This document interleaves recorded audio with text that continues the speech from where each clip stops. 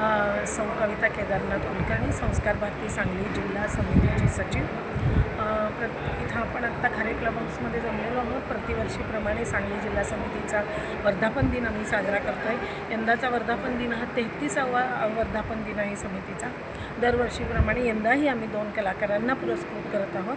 पहिले कलाकार आहेत नसवावाडीचे रोहित पुजारी, ज्यांना मटंगे बुवा पुरस्कार जो आहे इंदिराबाई खाडीलकरांच्या स्मृतीप्रीत्यर्थ आपण देत असतो दरवर्षी। तर तो गायक पुरस्कार आपण रोहित पुजारींना देतो आहे। तसेच मोहम्मद पैगंबरवासी हनीफ मुल्ला यांच्या स्मृतीप्रीत्यर्थ एक वादक कलाकाराला आपण पुरस्कारित करत असतो।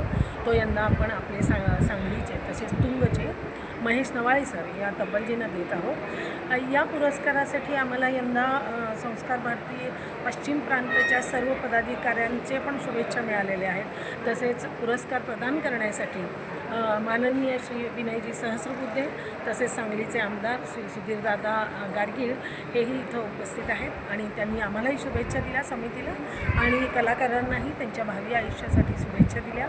सर्व उपस्थित श्रोतेगणांनीही त्यांना शुभेच्छा दिल्या आणि हा असा मोठा कार्यक्रम इथं झाल्याबद्दल मला खूप आनंद वाटतो। धन्यवाद।